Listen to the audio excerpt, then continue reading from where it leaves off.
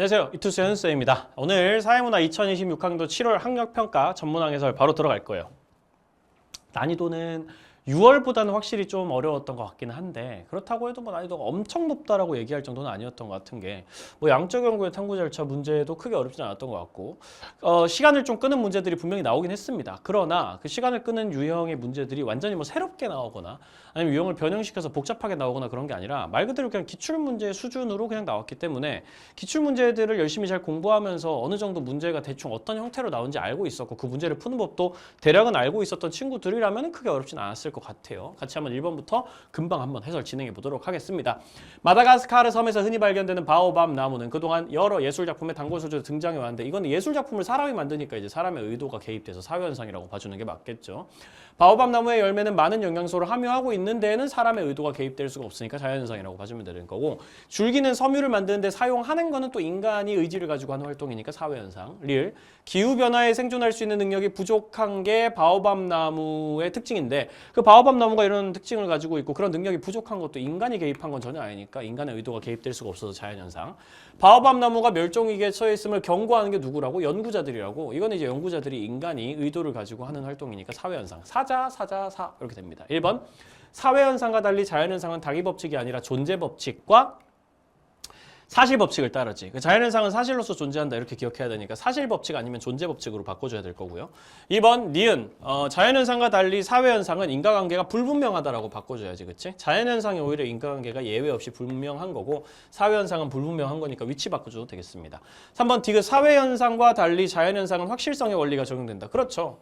자연현상은 확실성의 원리가 적용되고 사회현상은 확률성의 원리가 적용되고 바꿔줄 필요가 없고 그냥 확실성이 자연현상 맞는 거고 4번 리을과 같은 자연현상과 달리 미음과 같은 사회현상은 경험적 자료를 연구할 수 있다. 자연현상이든 사회현상이든 둘 다 사회과학도 있고 자연과학도 있고 과학적 접근도 둘 다 가능하고 경험적 자료를 연구하는 것도 둘 다 가능하고 보고 듣고 느낄 수 있는 자료로 실질적인 데이터를 통해서 연구하는 거 충분히 둘 다 가능하니까 가치라고 바꿔주셔야 되고 5번 미음과 같은 사회현상과 달리 기억과 같은 사회현상은 벌써 탈락이죠. 둘 다 사회현상이고 둘 다 가치 함축적이기 때문에 달리가 아니라 가치라고 바꿔주셔야 되겠습니다. 정답은 3번이었고요. 2번 넘어갑니다. 갑은 걱정의 감정과 시험 상황에 대한 감정이 시험 불안에 미치는 영향을 파악하고자 했다라고 얘기하면은 독립변인이 두 개가 있는 거야. 걱정의 감정과 시험 상황에 대한 감정. 이게 1번 독립변수인 거고 독립변수 1번 그리고 독립변수 2번 얘네 둘이 영향을 미친다는 거야. 뭐에? 시험 불안에. 종속 변수에 영향을 미친다는 거. 영향을 파악하고자 했다. 갑은 걱정의 감정을 시험 실패에 대한 두려움과 자기 능력에 대한 자신감 부족으로 어쩌고 지금 나와 있는데 1번부터 봅시다. 갑의 연구에서 기억은 독립변인, 니은은 종속변인인가? 갑의 연구에서 기억은 걱정의 감정은 독립변인이고요. 니은 시험 상황에 대한 감정도 독립변인입니다. 그러니까 니은은 종속변인이 아니라 독립변인이라고 바꿔주셔야 되겠고 2번 디귿으로 보아 갑의 가설은 수용되었으나 이응으로 보아 을의 가설은 기각됐대고 한번 확인해보자고. 갑은 걱정의 감정을 시험 실패에 대한 두려움과 자기 능력에 대한 자신감 부족으로 그리고 시험 상황에 대한 감정을 시험 상황에서 나타나는 긴장감과 압박감으로 세분화했다라고 지금 돼 있는데 여기서 한 번 정도 생각해 볼 만한 게 어떤 포인트냐면 요거를 시험 실패에 대한 두려움과 자기 능력에 대한 자신감 부족으로 세분화시키고 뭐 긴장감과 압박감으로 세분화하고 이게 개념의 조작적 정의입니까? 개념의 조작적 정의는 아니죠. 개념의 조작적 정의는 좀 더 구체화시켜가지고 측정 가능하게 만드는 걸 얘기하는데 그냥 걱정의 감정을 자신감 부족과 두려움으로 나누는 거는 측정 가능하게 바꾼 건 아니잖아요. 뭐 수치로 바꾸든지 그래야지 측정 가능해진 거지. 그러니까 여기는 개념의 조작적 정의는 아니고 이쪽이 개념의 조작적 정의가 되지. 시험 불안 지수라는 단어를 딱 만들어가지고 지수라는 형태로 수치로 측정하는 방향으로는 만들어줘야 이게 개념의 조작적 정의가 되겠습니다. 어쨌든 이걸 바탕으로 해가지고 고등학생 300명을 대상으로 검사를 했더니 걱정의 감정과 시험 상황에 대한 감정은 모두 시험 불안과 정의 상관관계를 가지고 있다. 걱정의 감정이 높아져도 시험 불안이 높아지고 시험 상황에 대한 감정이 뭔가 더 생겨도 시험 불안에 대한 어떤 정도도 높아진다라고 얘기를 할 수 있는데 갑의 연구에서 디귿으로 보아 갑의 가설이 수용되었다고 얘기를 할 수 있나? 라고 확인을 해봐야 되는 건데 지금 보면은 지금 이 위쪽에 있는 갑의 얘기에서 지금 가설이 안 나타나 있단 말이죠. 가설이 아예 없어요. 그럼 가설이 수용되는지 기각되는지를 이 파트에서는 알 수가 없단 말이야. 그래서 을 얘기도 한번 읽어봅니다. 을 얘기에 혹시 갑의 가설 내용이 나와 있을 수도 있으니까 꼼꼼하게 읽어보자. 을은 세모세모 상담 프로그램이 고등학생의 시험 불안을 감소시킬 것 이렇게 지금 돼 있으니까 세모세모 상담 프로그램은 독립변수가 될 거고 고등학생은 모집 모집단이 될 거고 고등학생의 시험 불안까지 하면 이게 종속 변수가 되겠습니다. 독립 변수가 모집단의 종속 변수를 감소시킬 것이다 라는 가설을 세워놨죠. 여기 같은 경우는 확실하게 가설이 보이고 있습니다. 을은 갑의 연구를 검토하고 갑이 활용한 방법으로 어쩌고 저쩌고 해가지고 A집단과 B집단에 무작위로 10명씩 배치하고 을은 B집단에만 상담 프로그램을 진행하고 두 집단 모두에게 불안지수를 검사하고 이렇게 해가지고 검사 결과 어떻게 나오는지 확인을 하고 있으니까 을 내용에서도 갑의 가설 내용이 결국 안 나와. 아니 갑의 가설이 뭔지를 모르는데 어떻게 수용됐는지 기각됐는지를 알 수가 있습니까? 바로 탈락 잡아주시면 되겠죠. 갑의 가설이 수용되었다는 상황 자체를 우리가 알 길이 없으니까 탈락입니다. 3번 을의 연구에서 리을은 모집단, 미음은 표본이다라고 지금 돼 있는데 을의 연구에서 리을은 모집단인가? 모집단은 고등학생이지. 바로 탈락. 리을이 모집단이 아니라 고딩이 모집단이다. 미음은 표본 집단이다라고 돼 있는데 미음에 나와 있는 A 집단과 B 집단은 둘 다 표본 집단이라고 얘기를 할 수 있는 건 맞습니다. 표본 집단이라는 건 실제로 우리가 관찰하고자 하는 집단을 얘기하는 거고 이 두 개가 다 표본 집단인 거고 정확히 말하면 B 집단한테만 독립 변수를 개입시키는 방법을 썼으니까 B 집단만 실험 집단이 되고 A 집단 같은 경우에는 통제 집단이 되고 뭐 그런 거죠. 어쨌든 통제 집단과 실험 집단 두 개를 합쳐가지고 관찰하는 전체 집단을 만들면은 그게 우리의 표본 집단이 된다라고 생각해 주시면 되고 4번 을의 연구에서 비읍은 실험 처치에 해당된다. B 집단에게만 독립 변수를 조작시키고 있죠. 이런 걸 우리가 보통 실험 처치라고 합니다. 실험 집단에다가만 이 독립 변수를 인위적으로 조작을 한번 해보는 거 실험 처치 맞고요. 5번 을의 연구에서 시옷은 사전 검사에 해당된다. 시옷 검사했다. 근데 상담 프로그램을 진행하고 나서 검사를 한 거잖아. 사실 그 전에 지금 보면은 시험 불안 지수가 높은 고등학생 20명을 선정했다고 지금 돼 있는데 처음에 이 고등학생 20명을 대상으로 지수를 검사했을 때가 사전 검사죠. 그리고 실험을 하고 나서 다시 검사를 한 거는 사후 검사라고 봐야 되는 겁니다. 이거는 사전이 아니라 사후야. 이 처음에 실험 불안 지수가 높은 고등학생 이렇게 얘기를 했을 때 이 실험 불안 지수가 높은지를 확인하는 그 과정이 사전 검사가 되는 거고 실험 전에 미리 검사해 본 거 그리고 실험 후에 해본 게 사후 검사가 되는 거기 때문에 사전이 아니라 사후라고 바꿔줘야 된다. 이렇게 잡아주시면은 정답 4번인 거 어렵지 않게 찾을 수 있는 사실 양적 연구의 탐구 절차 치고는 크게 어렵지 않은 그런 문제에 해당이 됐겠네요. 3번 문제 바로 들어가 봅니다. 다음 글에서 필자가 강조하고 있는 대중문화의 기능으로 가장 적절한 것은 대중문화는 몇 가지의 정해진 원칙을 따르는데 예컨대 대중문화의 곡조는 보통 32마디로 구성이 되고 음역은 9도 내로 보통 제한되고 곡은 기본 화성을 중심으로 보통 전개가 되고 비슷비슷하게 이러한 원칙으로 인해 우리는 인기가요 처음 몇 마디만 들어도 노래 진행이 대충 어떻게 될지를 알 수가 있고 사실 그렇죠.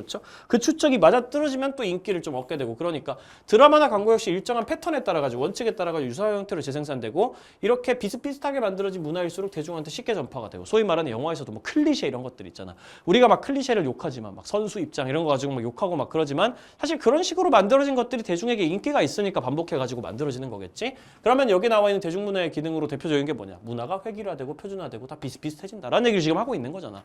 글을 읽어보면 알 수 있는 거죠. 계층 간의 문화적 차이 그런 얘기랑은 직접 상관없고요.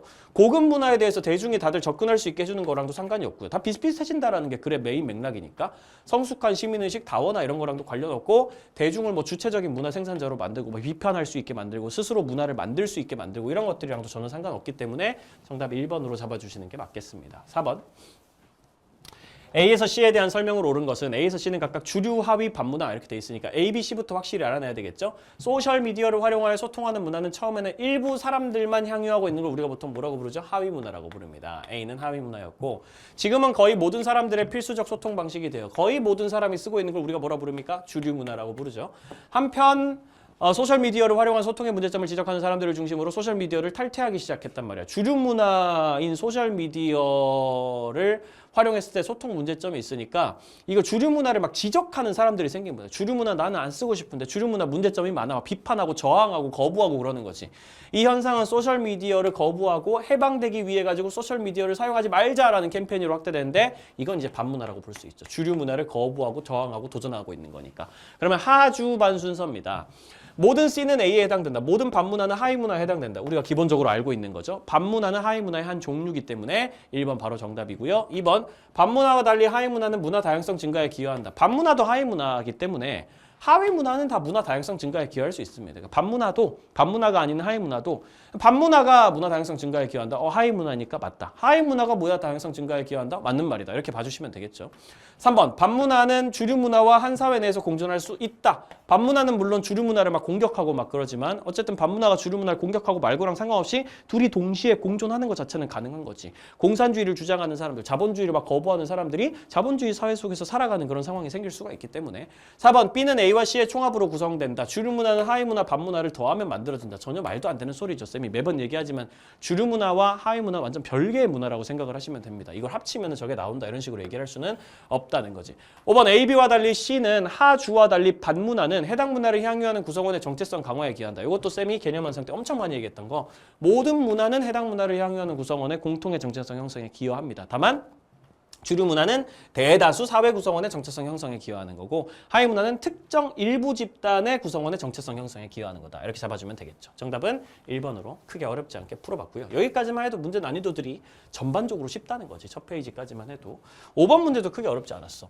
질문에 따라 사회집단 A씨를 사회집단 및 사회조직의 특징을 고려해서 분류한 것이다. 가족, 시민단체, 사내, 동호회 이렇게 구분을 해야 되는데 공통의 목표에 따라 자발적으로 결성된 건 자발적 결사체잖아요. 바로 알아봐야죠. 그럼 자발적 결사체에 yes로 2개가 가고 혼자 아니오라고 대답하는 건 여기 자발적 결사체 아닌 거 가족밖에 없단 말이에요. 시민단체나 사내 동호회 즉 비공식 조직이나 다 자발적 결사체에 기본적으로 해당되니까. 그럼 C는 가족이고요. 공식 조직의 존재를 전제로 성립하는 거는 비공식 조직이라고 딱 떠올라야 된단 말이에요. 공식 조직 안에서 공식 조직의 구성원들로 만들어진 게 비공식 조직이니까 비공식 조직 딱 나와야 돼서 여기 사내 동호회가 들어가야죠. 사동이 들어가야 됩니다. 사동. 그럼 나머지 A가 뭐가 돼요? 시민단체가 되는 거죠. 시민단체. 그러면 A는 시민단체, B는 사내동호회, C는 가족 이렇게 잡아놓고 문제 풀면 되는 거죠. 기억, A, 시민단체는 공식적 제재가 지배적인 지배집단에 해당된다. 이거 기억나세요? 공식적 제재 혹은 공식적 규범에 의한 통제가 지배적이다. 이렇게 얘기하면 이거 어디 특징입니까? 이거 외워야 된다. 확실하게. 2차 집단의 특징이에요. 2차 집단. 그러니까 공식 조직의 특징이기도 하겠죠. 공식 조직이 다 2차 집단이니까. 2차 집단에 해당되는 거 시민단체는 공식 조직이기 때문에 2차 집단이 맞습니다. 이거 기억 안 나면 개념 완성 다시 보면서 계속 외우셔야 돼요. 시민단체는 자발적 결사체이면서 공식 조직이고 2차 집단이다. 2번 B는 사내 동호회는 본질 의지에 의해 형성된 사회 집단이다. 본질 의지라는 단어도 쌤이 외우라고 매번 강조하고 있는데 본질 의지는 공동사회를 가리킬 때 쓰이는 표현입니다. 선택 의지가 이익사회에 해당되는 표현이고요. 사내 동호회는 공동사회가 아니죠. 가족이 공동사회이기 때문에 바로 탈락 잡아주시면 되고. 디귿 C는 가족은 전인격적 인간관계가 주로 나타난다. 전인격적 인간관계는 다른 말로 친밀한 인간관계라고 생각하면 되거든. 이건 1차 집단의 특징이란 말이야. 1차 집단. 그럼 가족은 공동사회잖아. 공동사회는 다 1차 집단이다. 이것도 외우고 있어야 되거든. 공동사회는 전부 1차 집단, 2차 집단은 전부 이익사회. 이 정도. 다시 이것도 기억 안 나면 개념 완성 뒤져보셔야 돼요. 다시 한번 외워주시고. 어쨌든 가족은 1차 집단이기 때문에 맞는 얘기인 거고 리얼 A, C 모두 그러니까 가족이랑 시민단체 모두 공식 조직이다. 가족은 공식 조직이 바로 아니죠. 가족은 이익사회도 아닌데 어떻게 공식 조직이 될 수가 있겠어. 이렇게 잡아주면 되겠네. C는 아니고 A는 맞고 시민단체는 공식 조직이라서 2차 집단이 맞고 가족은 애초에 공식 조직이 아니기 때문에 당연히 2차 집단도 될 수가 없다라고 잡아주면은 정답 바로 나오는 거 확인할 수 있겠죠. 정답은 2번 기억 디귿 되겠습니다. 다음 6번 사회문화 현상을 바라보는 서로 다른 관점. 제목 나오는 순간 뭐 나와야 돼요? 사회문화 현상을 바라보는 관점이 뭐가 있지? 기갈상이 있단 말이야. 기능론, 갈등론, 상상론 찾아보면 되겠죠. 사회성이라는 게 뭔 줄 알아? 기존 체제에 순응한 사람들에게 부여되는 벌써 약간 막 순응인 이런 단어 쓰는 거 보면 기존 체제를 별로 안 좋게 보는 것 같지? 갈등론 냄새가 난다. 기존 체제에서 부하 권력을 차지한 집단, 기득권은 그렇지 못한 집단이 비기득권이 자신들에게 저항하지 못하도록 구조적 압력을 행사한다. 그 기득권들이 기득권을 유지하기 위해 가지고 지배층이 피지배층을 억압하는 그런 과정을 얘기하고 있고 억압에 저항하는 그런 사람들을 데려다가 반사회적 집단이라고 분류하고 가진 불이익을 준다. 이런 것들이 다 전형적으로 갈등론이 말하는 사회에 존재하는 모순. 기득권이 자기의 기득권을 유지하기 위해서 다른 사람들을 억압하고 착취하고 이런 모습 얘기하고 있는 갈등론의 전형적인 시각이 되겠고요. 사회 전체 합의로 결정된 기준과 법칙 끝났어. 더 안 읽어도 돼. 기능론이지, 그치? 이 얘기 맨날 기능론이 하니까. 지배층 일부 집단이 합의한 게 아니야. 사회 지도층만 한 게 아니야. 기득권만 한 게 아니야. 우리 모두가 다 같이 합의한 거야. 이런 얘기 해버리는 순간 기능론인 거고 공동체 구성원으로서의 역할을 잘 수행하고 사회 안정에 기여하고 이런 얘기들이 전부 다 기능론이 맨날 하는 네 역할 잘 수행해라. 네 기능 잘 수행해라. 그럼 사회가 잘 돌아갈 것이다. 이런 얘기. 이러한 사람들에게 부여되는 속성이 사회성이고 사회성은 사회 구성원으로서 역할 수행을 잘하면 사회가 잘 돌아가는데 그거에 대해 가지고 지표가 되어져 가지고 네가 이 사회성을 되게 많이 충족하잖아. 그럼 넌 사회적으로 되게 중요한 사람이 되는 거라서 좀 더 귀한 직업을 가질 수 있고 사회적으로 좀 더 불평등 구조 속에서 좀 더 좋은 대접을 받을 수 있고 뭐 이런 얘기 다 기능론이 하는 얘기죠. 다 개인마다 사회와 그 사회에 적용하는 방식에 부여하는 의미가 다 다르다. 개인마다 의미가 달라. 개인마다 해석이 달라. 다른 사람의 호의적 반응을 사람들이 상호작용하는 과정에서 인식해 정체성이 형성돼. 이런 얘기 다 뭐예요? 개인의 내면 세계 보고 개인들끼리 상호작용하는 과정 보고 이런 거는 그냥 대놓고 상상론이죠. 미시적인 관점. 1번 갈등론과 달리 기능론은 서로 다른 집단 간 갈등과 대립을 필연적인 현상으로 본다. 갈등을 필연적으로 바라보는 거, 불가피하게 바라보는 건 오히려 갈등론이죠. 지금 있는 사회가 구조적으로 모순이 너무 심하기 때문에 갈등이 필연적으로 벌어질 수밖에 없어. 이거는 갈등론의 입장이고, 기능론은 갈등은 일종의 병과 같은 현상이라서 일시적으로 일어날 수도 있긴 하지만 필연적이거나 불가피한 건 아니야. 막으려면 막을 수 있어. 우리가 각자의 기능과 역할을 잘하고 상호 의존이 잘 형성돼 있으면 돼 라고 얘기하는 거니까 갈등론이 갈등과 대립을 필연적으로 봅니다. 2번 기능론과 달리 상상론은 기능론과 달리 상상론은 사회가 유기체와 같은 성질을 지녔다고 본다. 사회 유기체설은 기능론이죠. 다와 달리 나는 이라고 바꿔줘야 되고. 3번 상상론과 달리 갈등론은 개인이 상황 정의에 기초해서 행동한다. 상황 정의니 생활 세계니 이런 단어들은 완전 시그니처 표현이잖아. 상상론의 시그니처 표현이란 말이야. 그러니까 가와 달리 다는이라고 바꿔줘야 되고. 4번 나와 달리 가다는 기능론과 달리 나머지는 사회 불평등을 보편적이고 불가피하다고 본다. 이거 기능론 입장이죠. 사회 불평등이 보편적이라는 얘기 자체는 기능론이나 갈등론이나 둘 다 할 수 있는 얘기라고 쌤이 불평등 정리할 때 얘기했던 거 기억나실 겁니다. 사회 불평등이 어디 사회에서나 나타나는 보편적인 현상이야 라는 것까지는 기갈이 둘 다 얘기하지만 불가피하다고 얘기를 하는 건 기능론만 얘기를 한단 말이야. 왜냐면 갈등론은 사회 불평등을 혁명을 통해서 해결할 수 있다고 믿거든. 그렇기 때문에 보편적이다라는 거는 공통점, 기갈에, 불가피하다는 거는 기능론 온리. 요거 개념 완성에서 기억 안 나시는 친구들 다시 한번 확인해 보시고요.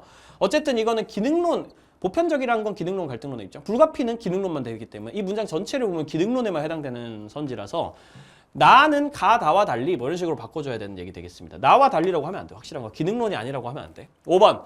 가나와 달리, 거시적 관점 두 개와 달리 미시적 관점인 상상론은 사회구조가 개인 행위에 미치는 영향도 있는데 너무 개인의 주체성이나 능동성만 얘기한다는, 그래서 사회구조가 개인에게 미치는 영향력을 무시해버린다는 그런 공격을 받을 수가 있지. 미시적 관점은 명목론이랑 관련이 있고 상상론은 너무 개인의 능동성, 주체성만 얘기하기 때문에 구조가 개인에게 미치는 영향도 있을 수 있는데 왜 구조는 안 봐? 이런 비판을 받을 수가 있다는 거지. 7번 바로 갑니다.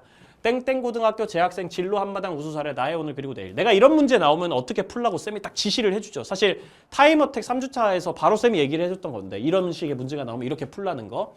갑이 작성한 내용에 나타난 1차 집단이자 공동사회에 해당되는 사회 집단은 한 개다. 선지 먼저 봐야 된다고. 이런 문제 나오면 선지부터 확인하세요. 선지에 보면은 작성한 내용에 나타난 갑이나 을이나 뭐 이런 사람이 작성한 내용에 나타난 이런 것도 적혀 있고요. 갑이 속한, 뭐 을이 속한, 뭐 속해 있다, 지금 속해 있다, 뭐 작성한 내용에 나타났다 이런 게 번갈아 가지고 나오잖아. 그러면 메인 주제는 딱 두 개인 거야.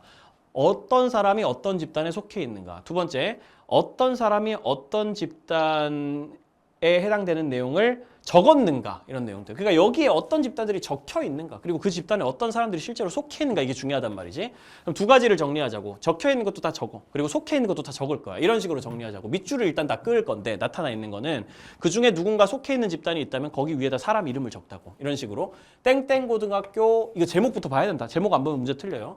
땡땡고등학교 재학생 진로 한마당 우수 사례이기 때문에 작성자 갑이랑 을이랑 둘 다 일단 땡땡고등학교에 속해 있는 사람들입니다. 이런 식으로 적어줘야 된다고. 일단 첫 번째로 시작할 때. 갑이 적어놓은 내용 봅시다. 이제 적혀있는 집단 있으면 다 밑줄 그으면서 혹시 속해 있는 사람도 있으면 위에다가 적으면서 갈 거예요. 갑, 나는 크리에이터가 되고 싶다. 그 이유는 평소 콘텐츠 제작에 관심이 많은데 진로체험 활동으로 방송국에 견학을 간 거지 방송국에 속해 있는 건 아니죠. 적을 필요는 없고요. 사람 이름. 밑줄만 그읍시다. 크리에이터라는 직업에 관한 다큐멘터리 제작 과정을 보면 꿈이 더욱 커졌다. 앞으로 나는 대학에 갈 거야. 아직 대학에 갔다는 얘기는 아니니까 갑이 속해 있다고 적을 필요는 없고, 영상 매체에 관해서 공부하고 해외 대학원에도 갈 거야. 여기도 속해 있는 건 아니죠. 또한 크리에이터에게 필요한 실무 능력을 쌓을 수 있는 직업 전문 학교에도 갈 거야. 다 갈 거라는 거지. 지금 속해 있다는 건 아니기 때문에 사람 이름 적을 필요는 없고요. 을 한번 봅시다. 나는 상담 전문가가 되고 싶어. 그 이유는 타인의 이야기를 들어주는 것을 좋아하며 가족 떴다. 가족도 집단이니까, 그치? 가족과 대화를 많이 한다는 건 을이 가족이 있다는 뜻이겠죠. 가족이라는 집단에 을이 소속돼 있다는 얘기이기 때문에 을 적어둡시다.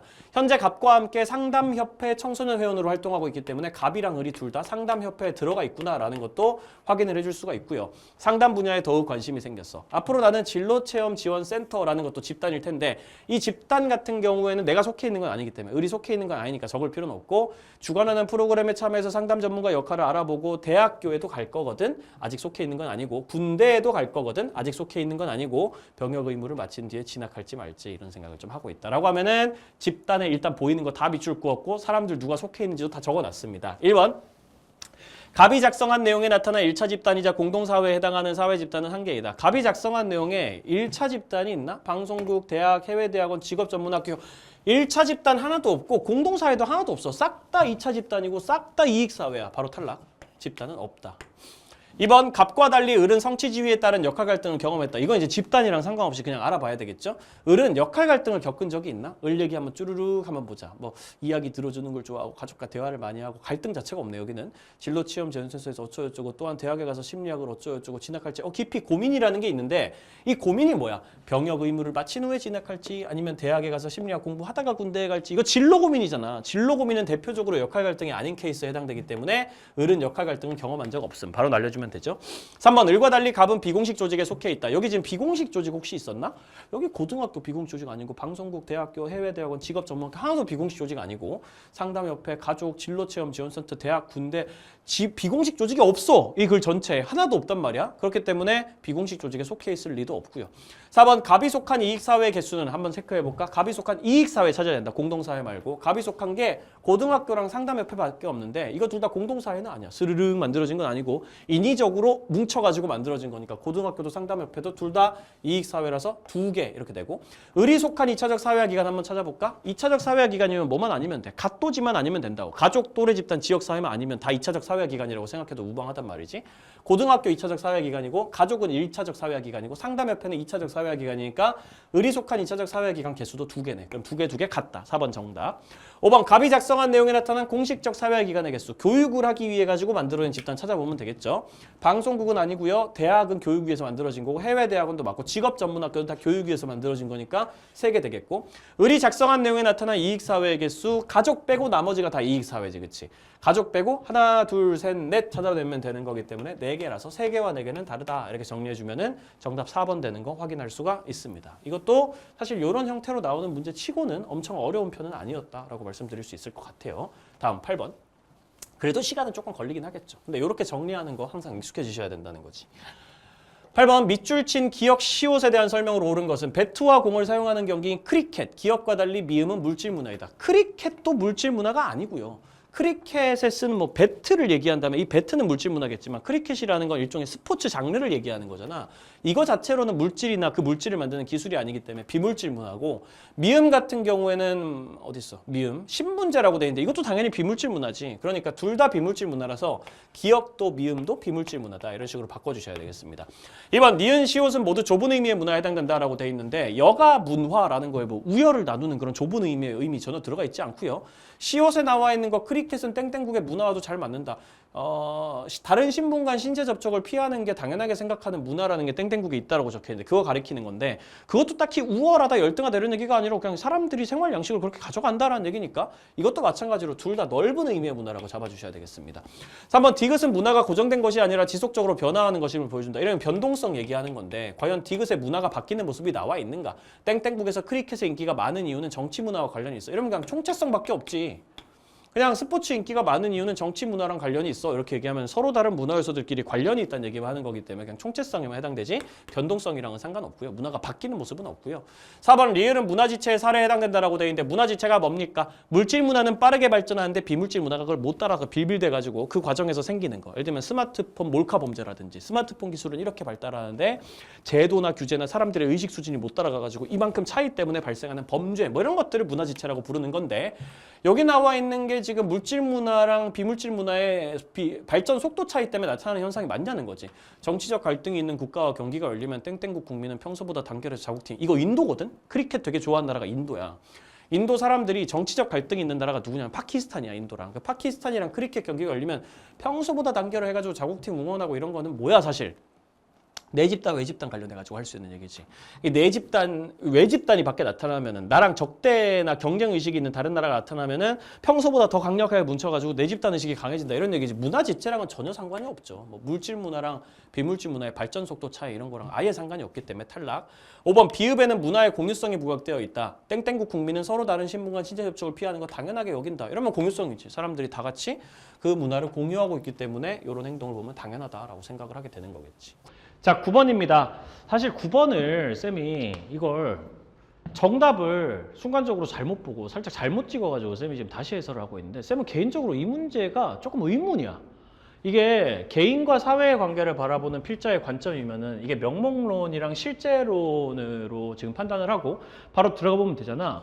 제시문을 보면은 우리 사회를 구성하는 개인은 공평한 관망자로 볼 수 있다. 공평한 관망자는 공감력과 상상력을 갖춘 이상적 존재로서 다른 사람들의 욕구를 자신의 욕구인 것처럼 경험하고 동의를 할 수 있는 완전히 합리적인 개인이다 라는 식으로 지금 얘기를 하고 있고, 여기 첫 번째 문장부터 요까지 쭉 이어지는 이 과정이 사실은 확실하게 명목론의 관점으로 보이기는 해요. 굉장히 미시적이고 개인들 한 명 한 명이 이런 속성을 가지고 있고 공감력과 상상력을 가지고 일종의 약간 주체적인 행동을 하고 있다. 뭔가 스스로 선택을 해가지고 공감력과 상상력을 갖추고 다른 사람의 욕구도 자기 욕구인 것처럼 경험하고 동의라도 할 수 있고 이런 식으로 얘기를 하는 개인의 능력에 좀 초점을 맞추고 있기 때문에 개인에 집중하고 있는 명목론이다라고 볼 여지가 충분한 부분인 건 맞습니다. 그런데 뒤쪽으로 가면은 사회는 개인으로 구성된 또 다른 거대한 개인에 불과하다라는 표현에서 쌤 생각엔 아무래도 출제자가 사회라는 게 개인으로 구성된 또 다른 거대한 개인에 불과하다라는 말을 했기 때문에 이게 일종의 사회를 내리까는 표현에 해당된다고 생각을 했던 것 같아요. 그래서 한 번 더 명목론의 증거를 제시했다라고 생각을 한 것 같거든요. 근데 쌤은 이게 조금 애매하다고 얘기를 좀 할 수밖에 없을 것 같습니다. 쌤이 이제 사회학과를 또 나온 입장에서 명목론 실전을 좀 딥하게 공부한 입장에서 이게 마지막 문장이랑 마지막 직전에 이 두 문장이 실제론으로 유도하기에 약간 충분한 문장에 해당되지 않나라는 생각이 좀 들어요. 왜냐하면 이걸 해석을 하기에 따라 가지고 사회는 개인으로 구성된 또 다른 거대한 개인에 불과하다라는 이 얘기가 일종의 사회 유기체적인 해석으로 여겨질 수도 있을 것 같다는 생각이 좀 든단 말이지. 이거는 사실 쌤의 개인적인 의견이기 때문에 요거랑 관련해가지고 약간 논쟁적인 부분이 있을 것 같기도 해요. 그런데 사회학을 본격적으로 배워본 쌤 입장에서는 그렇게 해석하는 것도 가능하다는 얘기를 좀 할 수밖에 없을 것 같습니다. 사회라는 게 개인으로 구성된 또 다른 거대한 개인이야. 마치 부분으로 구성된 우리 몸처럼 말이지. 우리 몸 안에서도 각 부분이 존재하고 있잖아. 심장이라든지 간이라든지 이런 부분이 딱히 갈등하지 않고 상호 의존적인 전체를 만들어내는 것처럼 거대한 개인은 이제 사회를 얘기하는 거잖아. 이 사회 전체도 일종의 유기체처럼 거대한 어떤 시스템을 만들고 있고 그 안에서 개인들이 상호 의존하면서 사회라는 거대한 실체를 만들어 나간다라는 일종의 기능론적인 시각, 일종의 사회 유기체적인 시각으로 바라볼 수도 있기 때문에 이거를 실제론이라고 해석한 친구들도 되게 많았을 것 같고, 사실은 쌤도 처음 이걸 봤을 때 답을 보면서 답을 쌤이 잘못 보고 약간 이런 방향으로 가긴 했지만 그거랑 별개로 이거 실제로 맞는 것 같은데 라는 생각을 솔직히 말하면 하긴 했습니다. 쌤은 개인적으로는 조심스럽게 좀 말씀드리는 겁니다만 요거는 문제를 조금 잘못 낸 것 같다고 좀 생각을 해요. 조금 이 제시문을 구성하신 분이 쌤이 생각을 하기에는 이거 사회는 개인으로 구성된 또 다른 거대한 개인에 불과하다 이런 표현을 얘기를 해가지고 이게 또 명목론의 어느 정도의 입장을 또 보여주는 것도 사실이긴 해. 그러니까 쌤이 약간 얘기를 하는 건 이거 제시문을 조금 애매하게 내신 것 같은데요 정도의 지적인 거지. 이게 틀렸다라는 말은 아닙니다. 이 문제 자체가 틀렸다라는 말은 아니고 이게 보면 앞에 부분은 확실하게 명목론으로 보이긴 해. 방금 쌤이 얘기한 거에 따르면 이 정도 얘기는 할 수 있겠지. 개인들에 주목해가지고 분석을 하고 있는 명목론적인 시각이 드러나고 있고 뒤에서도 약간 해석을 하자면 그렇게 해석을 할 수 있거든. 방금 전에 쌤이 얘기했던 사회 유기체적으로 해석을 할 수 있지 않냐라는 지적은 지적이고 그거랑 별개로 이걸 이제 출제자분은 이렇게 생각을 했을 것 같아. 사회는 개인으로 구성된 개인일 뿐이야. 이렇게 얘기해버리는 순간 사회라는 건 대단한 게 아니다. 개인의 총합이다라는 그 논리 있잖아. 명목론에서 맨날 얘기를 하는 그 논리가 반영된 걸로 볼 여지가 어느 정도 있다고 생각을 하고 사회는 결국은 개인의 총합에 불과하다라는 식의 문장을 마지막에 찍어줬으니까 이걸 누가 봐도 명목론으로 생각하지 않겠어? 라는 식으로 생각하고 출제를 한 것으로 보인다는 거죠. 개인 내의 각 부분이 갈등하지 않는 것처럼 거대한 개인의 부분도 갈등하지 않는다. 요거는 사실 솔직히 말하면 막 어떻게 봐도 사회 유기체적으로 약간 해설될 만한 여지가 있는 문장인 것 같긴 해. 그렇기 때문에 약간의 좀 문제가 있는 출제 아닌가라는 생각을 쌤이 좀 하게 되는데 그거는 별개로 이걸 출제하신 분의 입장에서는 명목론으로 해석할 수 있는 충분한 힌트를 줬다라고 생각을 하고 계실 것 같기는 합니다. 그래서 쌤이 이거에 대해 가지고 이 문제가 틀렸다 이렇게 지적하기에는 조금 무리가 있을 것 같고 이거를 사회 유기체설로 해석할 여지도 어느 정도는 있지 않나? 이거는 실제론으로 해석할 여지도 충분히 있는 좀 애매한 제시문인 것 같다라는 생각이 조금 들기는 해요. 그 전까지 명목론 실제론 관련해가지고 쌤이 해설한 걸 들어보시면 알겠지만 단 한 번도 애매한 적도 없었습니다. 확실하게 명목론, 확실하게 실제론의 근거가 명확하게 있었거든. 근데 이 문제는 쌤이 보기엔 좀 섞여 있는 것 같아요. 아무리 봐도 좀 애매하다. 이게 출제 자체가 이런 느낌이 좀 드는 문제인 것 같기는 해요. 이걸 쌤이 뭐 그냥 명목론의 입장으로 대충 그냥 해설하려면 해설할 수도 있겠지만 쌤의 약간 일종의 뭐 학자적 양심이라 그럴까? 약간 그런 거에 따르면 좀 애매한 걸로 여겨지는 그런 문제이기는 하다고 말씀드릴 수밖에 없는 것 같습니다. 근데 그거랑 별개로 앞으로 평가원에 나올 문제는 이런 식으로 애매한 애매하게 나오진 않을 거니까 여러분들 입장에서 크게 긴장하진 않으셔도 될 것 같습니다. 일단은 명목론이라고 앞에서도 명목론, 여기서도 명목론 얘기가 나와 있고 마지막 부분만 조금 애매하다라고 생각을 할 수 있으니까 명목론으로 보는 게 맞는 것 같긴 하고요. 그렇게 해서 사회에 의해 개인은 구조화된 행동을 한다고 본다. 이러면 실제로 전제니까 탈락. 개인이 구조화된 행동을 한다는 건 개인이 이제 사회에 의해서 명령받은 행동을 한다는 거니까 이건 대놓고 실제론의 선제니까 탈락이고, 사회의 속성을 개인의 속성으로 환원할 수 있다. 이게 명목론이 하는 얘기고, 사실 여기 나와 있는 문장이랑 연결되는 표현으로 해석을 할 수 있을 것 같기 때문에 한 번 더 명목론이라고 생각해주면 될 것 같고, 사회는 개인의 외부에 존재하는 독자적인 실체라고 본다. 이것도 대놓고 그냥 실제론에 사회는 개인 외부에 실제로 존재한다라는 의미니까 정답은 2번 니은으로 마무리하고 넘어갈 수가 있겠습니다. 10번 자료는 각국의 시기별 계층 구성 비율의 변화를 나타낸다. 요거 쌤이 작년에 냈던 모의고사에 진짜 이거랑 똑같은 문제 있었거든. 사실 이번에 최근에 냈던 모의고사에서는 이 문제를 실지 않아가지고 올해 또 연말에 보여줄 수 있지 않을까 싶은데 살짝 변형해가지고 작년에 쌤이 냈던 문제랑 똑같이 생긴 문제라서 좀 보고 놀랬어요. 아, 이런 식으로 문제 내는 거 어차피 사람이 생각하는 거 다 비슷비슷하구나 라고 생각을 했습니다. 자료는 각국의 시기별, 별로 안 어려워요. 이 문제 풀어보시면 각국의 시기별 계층 구성 비율의 변화를 나타낸 거야. T기부터 T 플러스 기가 있거든. 한번 정리해 봐야 되겠지. T기, T 플러스 1기, T 플러스 2기 이렇게 정리를 해가지고 어차피 A, B, C 상중하 요 안에서 퍼센트를 지금 구하셔야 되겠습니다. 지금 보면은 A, B, C가 상중하 중에 뭔지를 바로바로 알려주고 있는 것처럼 보여. 아래쪽에 보면은 금방 알아낼 수 있긴 하지만 그래도 뭐 어차피 A, B, C 순서대로 여기 지금 제시가 돼 있으니까 이거 적으라고 쌤이 맨날 얘기하죠. 헷갈린다고 순간적으로. A, B, C 이렇게 적어놓고 A, B, C 비율부터 구하고 상중하가 뭔지는 나중에 한번 구해봅시다. 바로바로 한번 구해볼게요. 일단은 T기의 각국 전체 인구의 상중하의 비는 1대 2대 1이래. 그런데 우리가 보통은 상중하 다 더해가지고 100%로 가정하고 문제 풀잖아. 그치? 상중하 비율 같은 경우에는 100%를 상중하의 비를 1대 2대 1로 나눈다고 그랬어. 근데 ABC가 상중하 중에 뭔지 모르잖아. 이러면 어쩔 수가 없지. 상중하 먼저 확인하고 가야 되겠죠? 자, 상중하 한번 확인을 해봅시다. 일단 A는 상승이동으로 도달할 수 없는 계층이래요. 그리고 C는 하강이동으로 도달할 수 없는 계층이야. 그럼 A가 뭐겠어? 야, 이거 생각해봐. 상중하 중에 상승이동으로는 갈 수가 없다. 이렇게 얘기하면 뭐가 되겠어? 상승이동으로 도달할 수가 없다고. 상승이동을 통해서 도착할 수 있는 거. 상층도 상승이동으로 도달할 수 있죠. 중층에서 올라가면 되니까. 중층도 하층에서 상승이동으로 도달할 수 있죠. 그러면 상승이동으로 도달할 수 없는 건 하층이라는 거야. 하층 밑에는 더 없기 때문에 상승이동으로 하층으로 올라갈 수가 없지. 하층 밑에는 더 이상 계층이 없으니까. 그러면 A가 하층이 될 거고. C는 반대로 하강이동으로 도달할 수 없다니까 반대 케이스가 돼서 상층이 되겠죠. 그럼 B가 중층이 될 겁니다. 이런 식으로 하중상이 된다는 거예요. A, B, C가. 그럼 이제 다시 생각을 해보자. 상중하의 B가 1대 2대 1이래. 이게 순서대로 이런 식으로 된다고. 지금 이게 비율이 1대 2대 1이 된다고. 근데 얘네 셋이 다 합치면 100%가 되잖아. 그럼 100%를 1대 2대 1로 나누면 어떻게 되냐? 100%를 4로 나눈다. 이거 비율 다 더해가지고 4로 나눈다고 생각하면은 25%씩 먹겠죠. 비율일당. 그럼 여기는 25, 여기는 50, 여기는 25. 이런 식으로 잡아주면은 T년의 상중하의 퍼센트가 나옵니다. 하중상 순서대로 25, 50, 25가 나온다는 거죠. 그 다음 계층을 상중하로 구분하고 A씨는 각각 상중하 중 하나고 여기 보면은 해당 시기의 수치는 직전 시기의 계층별 인원을 기준으로 증감한 정도를 나타난다고 돼 있어요. T 플러스 1기의 A가 60% 이거는 T 플러스 1기의 A의 직전 시기에 25%를 기준으로 해서 60%만큼 상승했다는 뜻으로 해석을 해야 된다고. 이거 지금 퍼센트에 해당이 되는 거기 때문에 퍼센트. 25% 기준으로 60%만큼 상승하면 얼마가 되는 거예요? 60%는 5분의 3입니다. 아시죠? 이거 분수로 5분의 3으로 계산하면 여기서 5분의 3만큼 상승했다 이렇게 생각하면 되는 거예요. 25의 5분의 3은 얼마지? 15야. 25에서 15 상승하면은 40%가 되는 거죠. 이런 식으로 계산을 하셔야 된다고. B 같은 경우에는 20% 감소했다고 돼 있어. 50에서 20%, 5분의 1이잖아. 20%면 50에서 5분의 1, 10 감소하면 얼마 돼? 40 되지. 그럼 나머지 얼마 되겠어요? 다 더해서 100% 나와야 되니까 무조건 20이 돼야 된다고. 계산도 가능하죠. 마이너스 20% 된다 그랬습니다. C 같은 경우에는. 여기서 10분의 2가 빠진다는 거야. 10분의 2 빠지면 5 빠지는 거니까 20 되는 거지. 이런 식으로 계산하면 되고 T 플러스 2기도 똑같이 A는 25%, 4분의 1 증가한다고 했습니다. 4분의 1 증가하면 50 되겠죠. 10 증가하는 거니까. B 같은 경우에는 가만히 있었대요. 40이 되겠고 그러면 C는 자동으로 남은 10%겠네. 이런 식으로 계산을 해주면 되는 거겠죠. 1번부터 문제 풀어보면 됩니다. T기에 비해 T 플러스 2기는 계층의 양극화로 인한 사회 문제가 발생할 가능성이 높다. T기 같은 경우에는 지금 상중하 이렇게 해보면은 다이아몬드거든. 다이아몬드.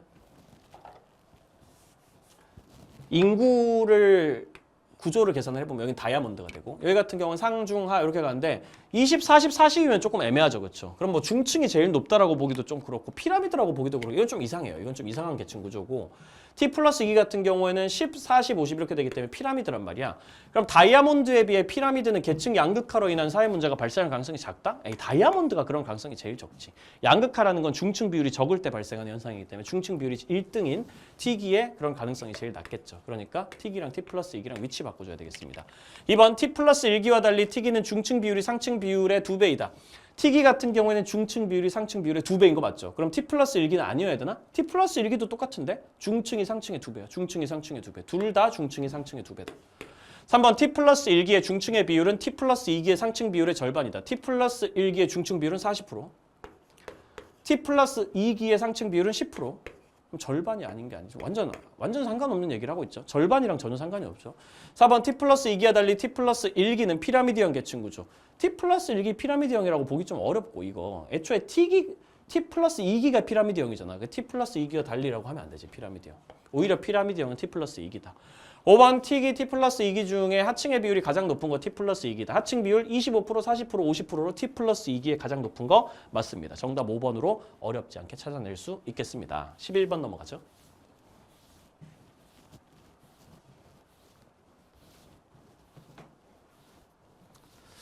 가나에 대한 옳은 설명으로 적절한 것은 여기 같은 경우에는 주제가 지금 사회운동이죠. 보면 알겠지만 금방 한번 풀어봅시다. 시민단체가 조직적으로 뭔가 하고 있나 보네. 전통음식 소멸시키고 음식 맛을 획일화하는 패스트푸드에 저항하는 슬로우푸드 운동을 전개하고 있어.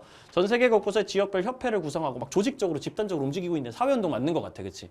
문화의 다양성과 지속성이랑 굉장히 뚜렷한 목적도 있고 사회운동의 특징.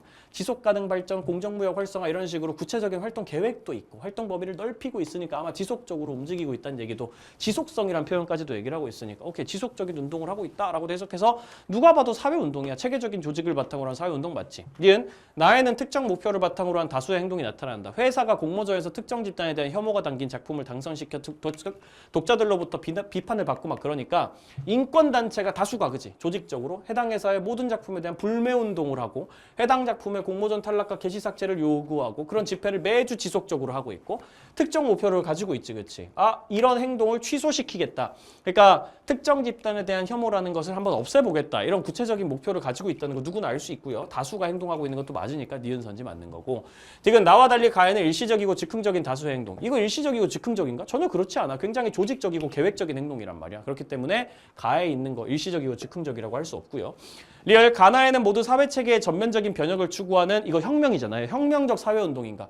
전혀 혁명이라고 볼 수가 없죠. 여기 나와 있는 거 혐오를 좀 없애보자 이런 건 굳이 따지자면 개혁인 거고 여기 있는 것도 슬로우푸드 운동도 기존에 있었던 패스트푸드를 극복하고 좀 더 다른 방식의 좀 더 인권을 생각하고 조금 더 전통 음식을 보장해주는 슬로우푸드 운동으로 나아가자 이런 것도 둘 다 굳이 따지자면 개혁적 운동에 가까운 거지 혁명이랑은 전혀 상관이 없기 때문에 정답 1번으로 무난하게 잡고 넘어갈 수가 있겠습니다. 정답 1번이었고요. 12번 문화이해 태도.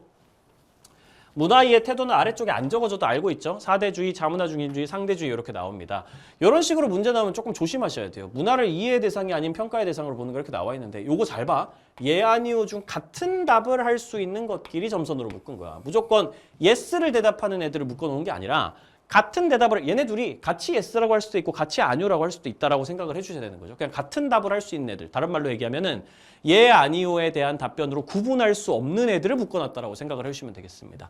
문화를 이해의 대상이 아닌 평가의 대상으로 보는가라고 얘기하면은 이 질문으로 얘네 세 개를 물어봤을 때 혼자 다른 대답을 하는 애가 누구밖에 없어요. 상대주의밖에 없단 말이야. 이런 식으로 생각을 해야 된단 말이야. 혼자 뚝 떨어져 와 있는 혼자 다른 대답을 하는 A가 상대주의일 것이다. 왜냐면 문화를 이해의 대상이 아닌 평가의 대상으로 보는 거는 자문화 중심주의랑 사대주의 둘 다고 그렇게 안 보는 애. 이해의 대상이라고 보는 애가 상대주의밖에 없기 때문에 혼자 뚝 떨어져 있는 A가 상대주의라고 봐야 되는 거고 자기 문화 정체성을 상실할 우려가 크다는 비판받는 거 요거 셋 중에 하나밖에 없죠. 요거에 대해서 오히려 yes라고 대답할 수 있는 애가 하나밖에 없어. 뭐밖에 없어? 사대주의밖에 없단 말이야. 그럼 혼자 다른 대답을 하는 뚝 떨어져 있는 B가 사대주의겠다. 그럼 C가 나머지 자문화 중심주의가 되겠다. 이런 식으로 생각해가지고 이제 문제 풀어보면 되겠죠.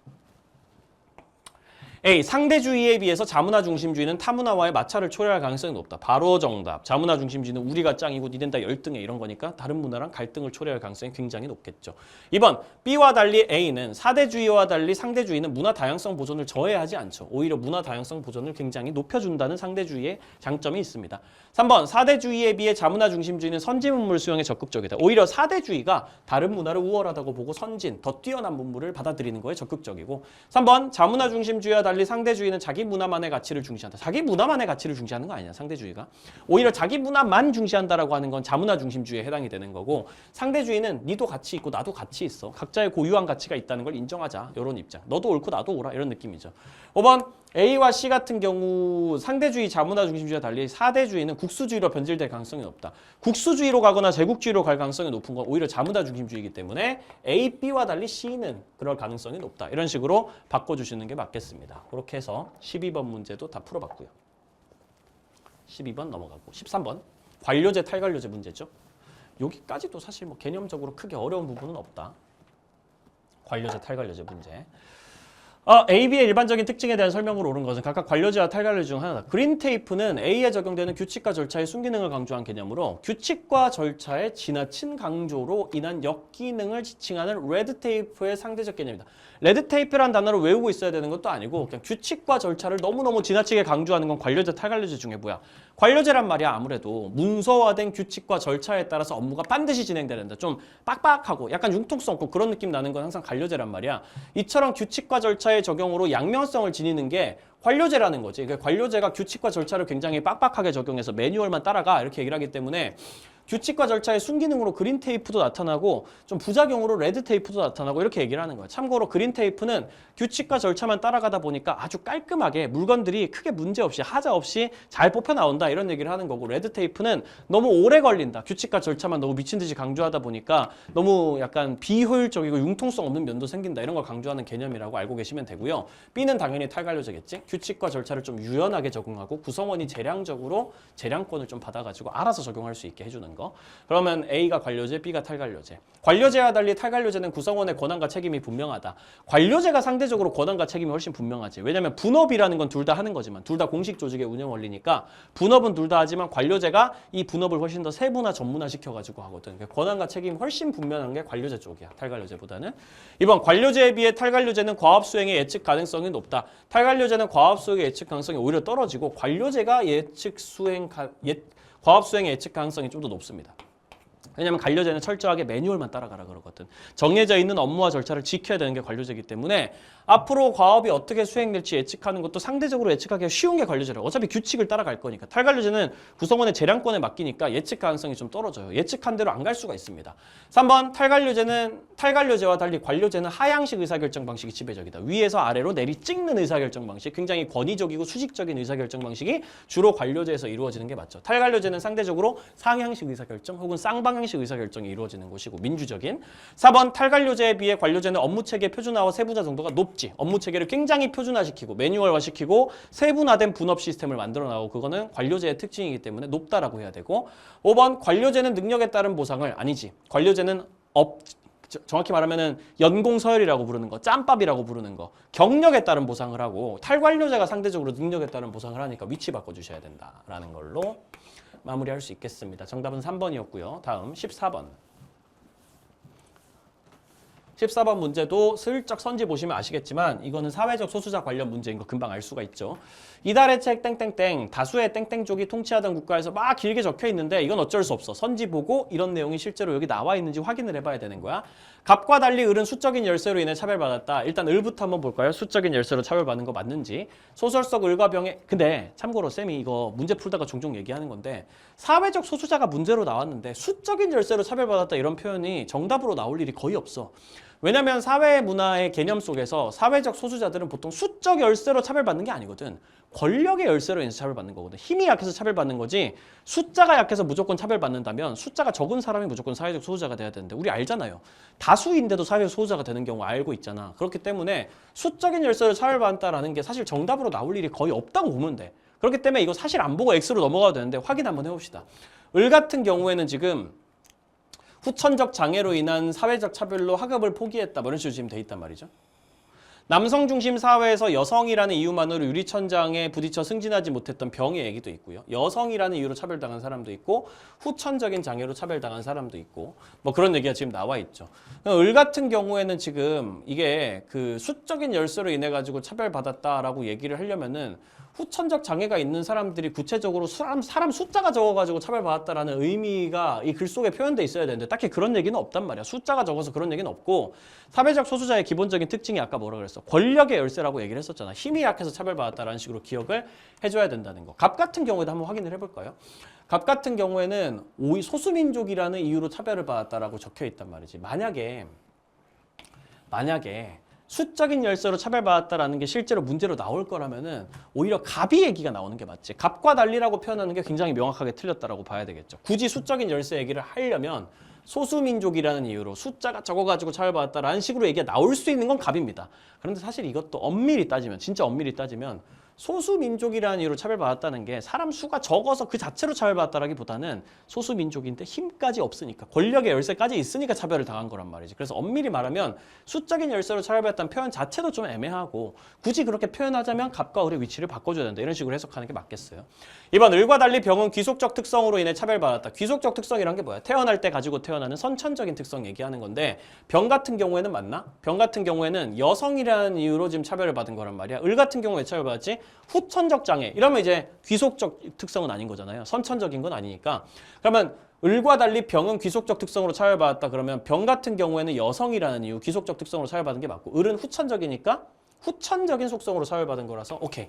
을은 후천적인 거, 병은 선천적인 귀속적 특성으로 차별받았다고 얘기를 할 수 있다. 3번, 병과 달리 갑은 권력의 열쇠로 인해 차별당했다. 사회적 소수자는 다 권력의 열쇠로 차별받은 거야. 병 같은 경우에도 지금 보면은 남성 중심 사회에서 여성이라서 차별받은 거, 권력의 열쇠 때문에 차별받은 거 당연할 거고 갑 같은 경우에도 소수민족이 힘이 없어서 차별받은 걸 거란 말이야. 둘 다 권력의 열쇠로 차별받았다고 기본적으로 기억하고 계셔야 됩니다. 사회적 소수자의 특징, 권력의 열쇠. 기억만 하고 계시면 문제 풀 수 있고요. 4번, 이건 기억해. 사회적 소수자가 차별을 받는 이유는 권력의 열쇠야. 일단은 무조건 그거라고 기억을 하고 가야 되는 거야. 4번, 갑의 사례는 사회적 소수자에 대한 우대 정책. 여기 사회적 소수자에 대한 우대 정책이 어딨어? 여기 지금 아무것도 없었어. 사회적 소수자에 대한 적극적 우대 정책 아예 글 전체에 나타난 적이 없기 때문에 이런 건 그냥 바로 탈락 잡아주시면 되겠고요. 역차별 얘기를 뭐 하려면 할 수 있겠지만 제시문 속에서 여기는 안 나와 있다라는 거. 5번, 을병의 사례는 모두 한 개인이 여러 사회적 소수자 집단에 중첩되어 속할 수 있음을 보여준다. 오히려 갑이 좀 보여주는 걸로 보이나? 지금 보면은 갑이 소수민족이라는 이유로 차별을 받았었어. 그리고 나중에 시민혁명 이후에 투표권을 얻게 되는데 이제는 소수민족이라서 차별을 받지는 않은데 시간이 지나서 또 종교 때문에 또 차별을 받고 막 그래. 그러니까 내가 믿는 종교 때문에 차별을 받고 그러거든.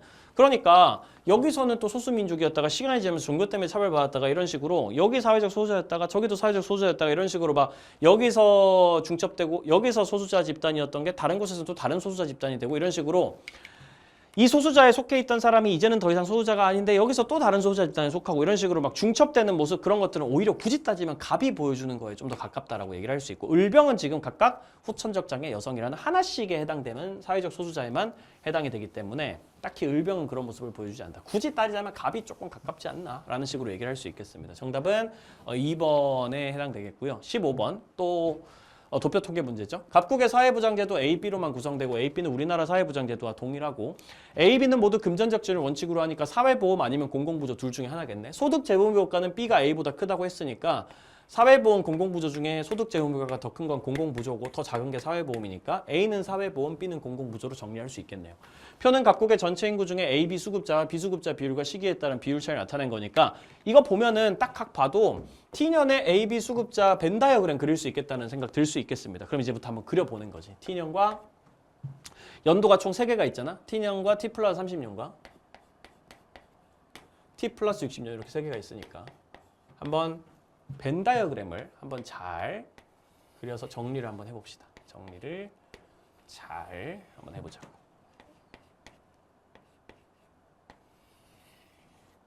최대한 그냥 보기 쉽게만 그리면 되니까. 벤 다이어그램 때 너무 예쁘게 그리려고 생각하지 마시고요. 그냥 공간만 확실하게 만든다라고 생각하고 그려주시기 바랍니다.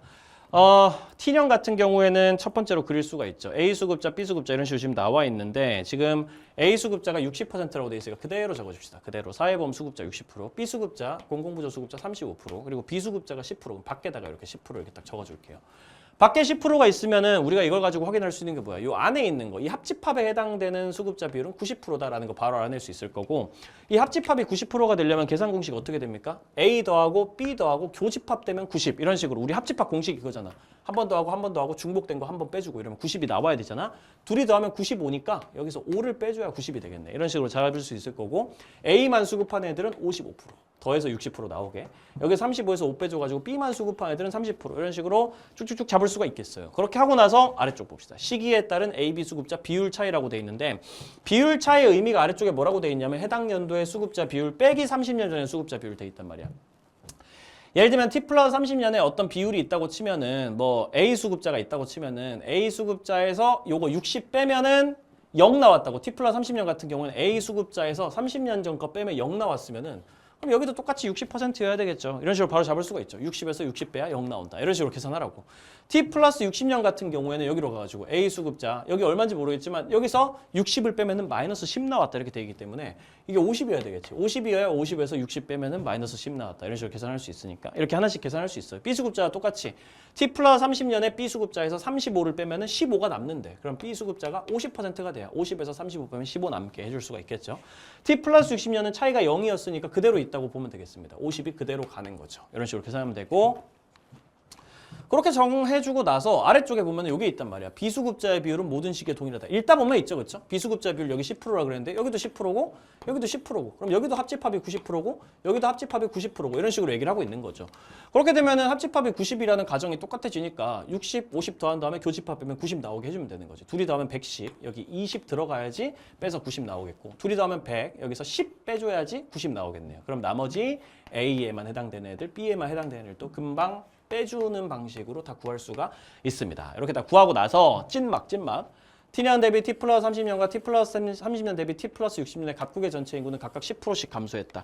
이거 가지고 우리가 뭘 할 수 있겠어요? 아, 각국의 전체 인구가 각각 10%씩 감소했다는 표현을 딱 줬으니까 이거 가지고 사실 비율들을 연결해 주라라는 의미로 받아들여야 되는 거죠. 각자 비율이 이렇게 지금 나와 있는 상황에서 예를 들어서 이렇게 그냥 잡으면 되는 거지. T년은 전체 인구가 100명이야. 이런 식으로 잡고, T 플러스 30년 같은 경우에는 전체 인구가 90명이야. 이런 식으로 잡고, 여기서 또 10% 또 줄어드는 거니까 90에서 10% 줄어들면 81명이야. 이런 식으로 잡아가지고, 아, 만약에 여기 실제 사람 숫자를 뭐 비교하라는 식으로 나오는 경우에는 이거 인구 고려해가지고 문제 풀어주면 되겠다라는 생각하고 문제 풀면 되겠습니다. 1번. 제시된 연도 중에 선별적 복지 이념에 기초한 제도이만. 선별적 복지 이념에 기초한 건 공공부조니까 B에만 해당하는 수급자 숫자 물어봤거든? 여기 어디 있는 거야? 30, 30, 40 여기 있는 애들의 숫자 크기를 실제로 비교하라는 소리예요. 그럼 실제 인구가 어떻게 되는지 확인을 한번 해봅시다. 여기는 100명 중에 30%. 실제로 30명이겠죠? 이렇게 잡으면 돼. 여기는 90명 중에 30%. 그럼 실제로 27명이겠죠? 여기는 81명 중에 40%니까 그냥 8.1 곱하기 4 해주면 되겠죠? 32.4명. 이렇게 되겠습니다. 이렇게 계산을 해주면은 8.1 곱하기 4 해주면 되는 거지. 그러면은 T 플러스 60년이 가장 많은데 T년이 가장 많은 게 아니구나. T 플러스 60년이 가장 많구나. 이런 식으로 정해주고 넘어가시면 되는 거죠. 탈락. T 플러스 60년이 가장 많다.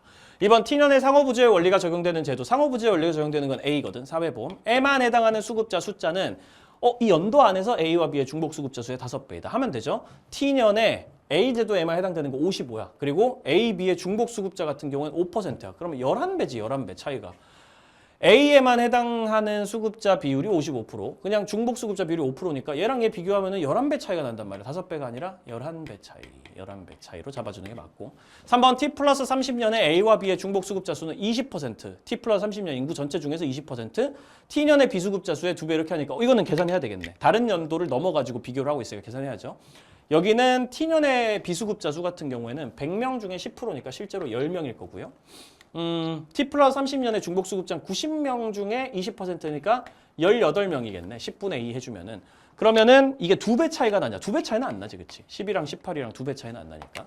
4번 T 플러스 30년의 사후 처방적 성격보다 사전 예방적 성격이 강한 제도. A거든. 사회보험이거든. 사회보험에만 해당하는 수급자 숫자. T 플러스 30년 안에서 또 중복수급자 수의 2배다. 그러면 A 제도에만 해당되는 게 40%고 T 플러스 30년 안에서 중복수급자 20%니까 요 안에서는 이 비율 차이가 딱 2배 맞네. 그러니까 맞는 얘기. 이 연도 안에서 비교하면 그냥 이 비율 가지고 보면 되니까 4번 정답이고요. 5번 T 플러스 60년의 비수급자 수는 정부 재정으로 비용을 전액 충당하고 원칙으로 하는 제도는 B 공공부조니까 공공부조에만 해당하는 수급자 수 40. 10%는 40%의 20%이다. 아니지. 40에 비해 가지고 10은 4분의 1이니까 4분의 1이면은 20%가 아니라 25%라고 표현을 해줘야지. 이런 식으로 마무리해주면은 정답 4번으로 찾아봤습니다. 벤다이어그램 잘 그려가지고 정리만 해주면은 크게 어려울 거 없는 문제였으니까 쌤이랑 같이 킬더킬러에서 연습했고 그랬으면은 크게 어렵지 않게 풀었을 걸로 믿고 있습니다. 16번. 근데 벤다이어그램으로 이렇게 문제 풀 때 헷갈리지만 않으면 되는 거죠. 이런 것들 그 숫자 같은 거 적다가 계산 실수하고 그런 일들만 없으면은 크게 문제될 부분은 없습니다. 16번. 다음 자료에 대한 설명을 옳은 것은 갑국의 유명한 국수 요리는 갑국의 동맹국이었던 을국의 전골 요리에서 유래됐다. 을국의 한 요리사가 갑국에서 자국 전골 요리를 판매하며 인기를 얻었고 갑국에서 지네 나라 음식을 가지고 온 거죠. 그렇죠? 그러면 직접 전파지. 사람이 지금 가지고 와가지고 판매를 하고 있는 거잖아. 직접 전파 어디서? 갑국에서 판매를 했다라고 돼 있으니까. 사실 이런 것도 이 문제 볼 때 처음에 무슨 생각부터 해? 선지를 먼저 쓱 보고 선지에서 갑국에서, 을국에서, 병국에서 무슨 일이 벌어졌는지 반복해서 물어보고 있으니까 이건 정리할 수밖에 없다. 직접 전파가 갑국에서 일어났다. 뭐 간접 전파가 병국에서 일어났다. 이런 식으로 정리를 할 수밖에 없다라고 생각하고 들어가야 되겠죠.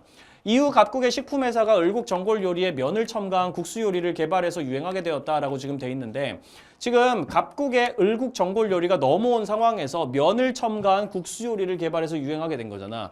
이거에 대해 가지고 조금 헷갈렸을 거야. 이거 문화 융합 맞나? 뭔가 약간 원래 자기네 나라에 있었던 면이라는 거를 첨가해 가지고 그러니까 전골 요리에다가 원래 자기네 나라의 고유의 문화인 면을 첨가했다. 그럼 문화 융합이 맞겠지만 조금 애매한 부분이 있단 말이야. 이게 뭐 면이라는 게 여기만 있나? 다른 나라도 다 있는 걸 그냥 추가로 개발한 거 아닌가? 이렇게 생각을 했을 수 있는데 그래서 이게 좀 애매하다고 생각을 할 수 있기 때문에 실제로도 이 문제 안에서 물어보고 있지는 않습니다.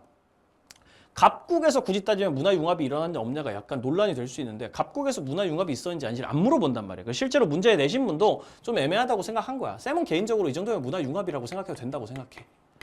지네 나라에 면 요리가 있어가지고 그 면이랑 합쳐가지고 외국에서 넣어온 전골 요리를 합쳐서 문화융합이 된 거죠. 갑국에서. 이렇게 생각해도 될 것 같아요. 이 국수 요리는 이 융합된 국수 요리는 갑국으로 유학을 다녀온 을국 사람들을 해가지고 직접 전파된 거죠. 사람이 을국으로 가져간 겁니다. 직접 전파가 을국으로 됐음. 갑국에서 제작한 요리 동영상 컨텐츠가 온라인을 통해 확산하면서 매체를 통해 가지고 병국에도 전해져서 병국의 대중 요리가 됐다. 이러면 간접 전파죠. 매체를 통해 가지고 병국으로 전달된 거니까 병국에는 간접 전파가 일어났다까지 마무리할 수 있겠습니다. 1번 갑국과 달리 을국에서는 자발적 문화 접변이 나타났다. 여기 뭐 자발적 문화 접변 아니고 뭐 강제적 문화 접변 된 게 있어? 없어. 뭐 강요되고 협박해 가지고 문화 바뀐 거 없잖아. 갑국에서도 문화 변동은 있었고 뭐 문화 융합이든 뭐든 어쨌든 유행은 했었고 을국 같은 경우에도 직접 전파가 돼가지고 을국에 막 퍼지고 있고 어쨌든 문화 변동은 둘 다 일어난 거예요. 전파에 의한 문화 변동은 다 일어났으니까 둘 다 강제적으로 된 것도 아니니까 자발적 문화 접변은 둘 다 나타났다고 보셔야 되고 2번 을국과 달리 병국에서는 문화 융합이 나타났다. 문화 융합은 지금 갑국에서 그나마 의심해 볼 수 있고 나머지 곳에서는 문화 융합으로 볼 만한 요소가 하나도 없죠. 문화 융합 나타난 적 없습니다. 3번 을국과 달리 병국에서는 발견으로 인한 뭐 발견 같은 게 어디 있어. 원래 있었는데 내재적인 요인으로 원래 있었던 거를 찾아냈다. 이런 묘사가 전혀 아무데도 없단 말이지. 발견으로 인한 문화 변동 이런 거 있었던 적 없고요. 4번 병국과 달리 을국은 자기 문화의 정체성을 상실했다. 을국이 언제?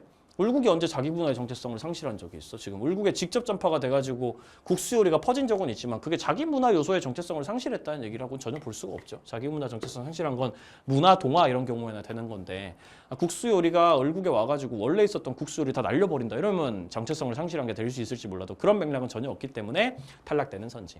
5번 갑국에서는 직접 전파, 병국에서는 간접 전파가 나타났다. 적어놓은 거 그대로네. 5번이 정답. 이렇게 해서 마무리할 수가 있겠습니다. 그리고 17번 문제를 딱 보는 순간 이제 시간이 별로 없는 17번 정도 되면 이제 시간이 별로 없잖아. 그런데 이 문제 유형을 딱 보는 순간 딱 한숨이 나와야 정상이죠.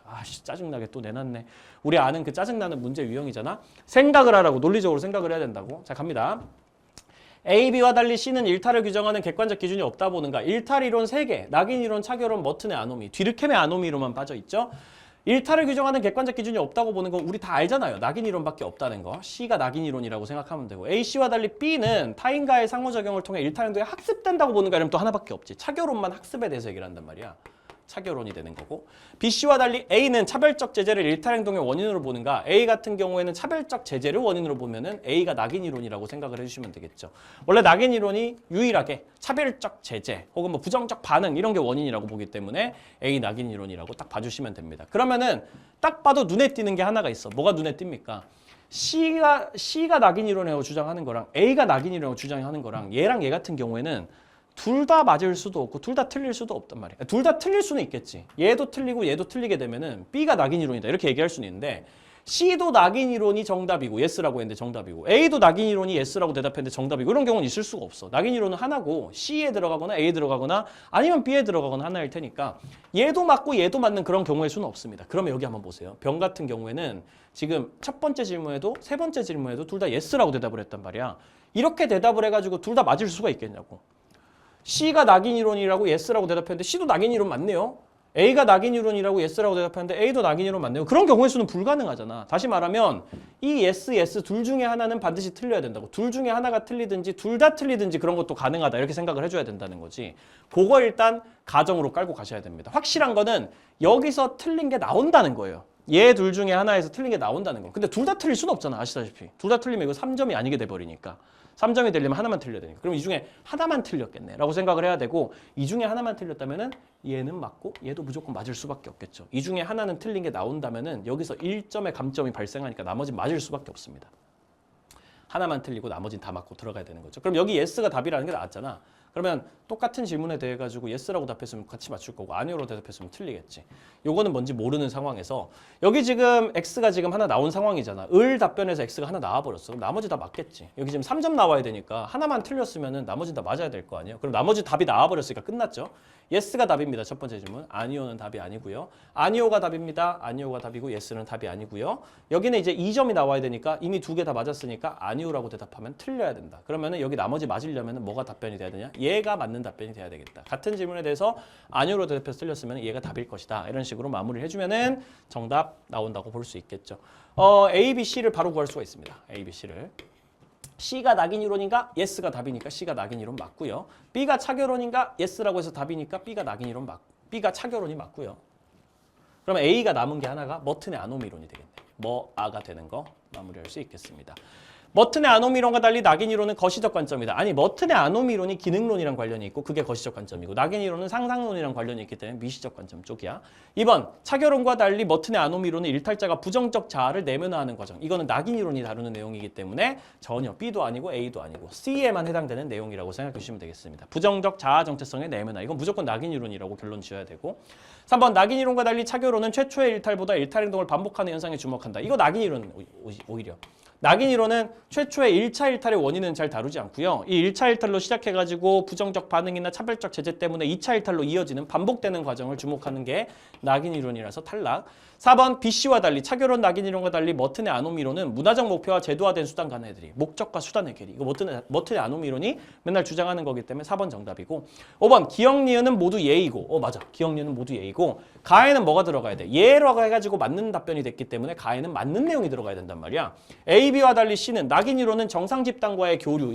이거는 차교론이나 하는 얘기잖아요. 착한 애들이랑 어울리면 착해진다 이런 얘기. 그럼 낙인 이론이 하는 얘기가 아니게 되니까 여기 맞는 내용 들어가야 되는데 틀린 내용 넣어놨으니까 들어갈 수 없다라고 해줘야 되겠죠. 그렇게 해서 정답은 4번 되는 걸로 이런 문제도 금방 풀어낼 수 있습니다. 이런 문제 예, 아니요, 3점, 2점 이런 문제도 지금까지 개념 완성 잘 따라오면서 쌤이 몇 번씩 푸는 방법 가르쳐줬기 때문에 그거 알고 있으면 크게 어렵진 않았겠죠. 다음 사회 변동의 방향을 바라보는 필자의 관점 이렇게 지금 나와 있으면은 사회 변동 방향을 바라보는 관점이 여러 가지가 나올 수가 있거든요. 그런데 여러 가지 나올 수 있지 않아. 방향을 바라보는 관점이라고 얘기하면 하나밖에 안 나온다고. 방향은 이 방향 아니면 이 방향밖에 없거든요. 뭐겠습니까? 진화론, 순환론이란 말이죠. 그렇게 생각하고 들어가야 됩니다. 참고로 아래쪽에 선지를 슬쩍 봐도 발전과 변동을 동일시한다. 이거 진화론 얘기일 거고 제국주의를 정당한다. 진화론 얘기고 역동적 대응 어렵다. 순환론 얘기고 흥망성쇠 순환론 얘기고 그러니까 진화론, 순환론이라는 건 선지를 봐도 판단할 수 있단 말이지. 확인해보자. 강대국 패권전쟁으로 새로운 패권국이 등장하고 새로운 패권국이 국제체제를 주도하고 그러다가 시간이 흐르면서 그 패권국 지배력이 약화하고 갈등이 증가하고 체제가 쇠퇴하고 패권국 지배력이 완전히 상실하고 체제가 붕괴하고 또 다른 패권 전쟁에 새로운 패권국이 등장하고 딱 이거잖아. 패권국 등장했다가 망했다가 또 새로운 패권국 등장했다가 망했다가 순환론이죠. 순환론으로 바로 판단하시면 되겠고 사회 변동을 발전과 동일시하는 건 진화론이니까 무조건 진화하고 발전한다. 이거 진화론이니까 탈락. 제국주의 정당화하는 것도 역시 진화론. 허버트 스펜서의 진화론이 소위 영국 같은 유럽 사회가 우월하다라고 보면서 제국주의를 B를 정당했으니까 진화론이랑 관련 있는 거고 순환론 역동적인 대응 어렵다. 운명론이고 숙명론이라서 인간이 뭘 할 수 있다고 생각을 안 해서 주체적이고 역동적인 인간의 노력을 무시해버린다 이런 특징이 있고 흥망성쇠 흥했다가 망했다가 흥했다가 망했다. 이거 잘 분석하는 건 역시 순환론이다. 정답은 5번 디귿 리을. 한 10초 안에 풀 수 있는 문제 아닐까 싶습니다. 방금 전에 푼 문제는 19번 자료 수집이랑 관련된 거 질문지법, 면접법, 실험법. 이 문제가 그나마 조금 특이하게 생겼다라고 생각을 했는데 본질은 뭐 기존에 나왔던 문제랑 다르진 않아요.